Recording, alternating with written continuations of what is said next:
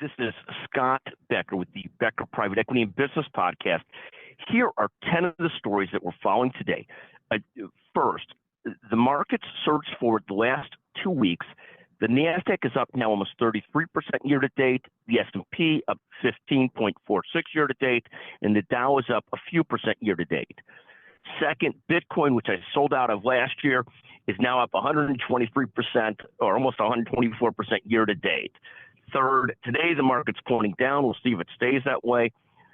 Fourth, more and more projections that student loan repayments will probably make for a tough holiday season for retailers as younger people or people with student debt get squeezed by their loan repayments. Of course, from my perspective, they should have to make these loan repayments, which is its own issue, but it will have an impact, a negative impact on spending and so forth. Fifth, former New York governor, Fed governor, president of the New York Fed, Bill Dudley, says the U.S. is on an unsustainable trajectory. This is in Bloomberg today.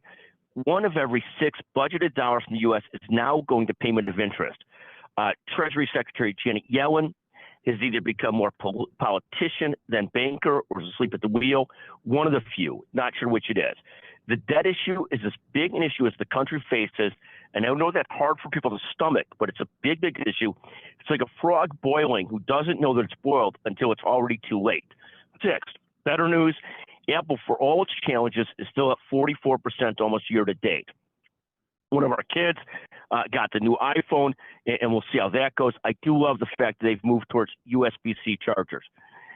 Seventh, Microsoft is up almost 55% year to date. Don't look now. It's an old phrase from Satchel Paige, famous pitcher, but it's closing in on Apple in market cap.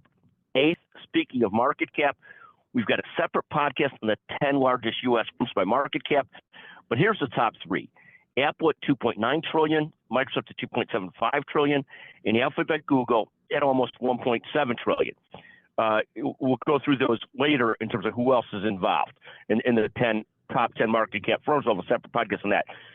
Ninth, thrilled to kick off the Becker's Healthcare CEO Roundtable today. What a job Becker's Healthcare CEO Jessica Cole has done with the company.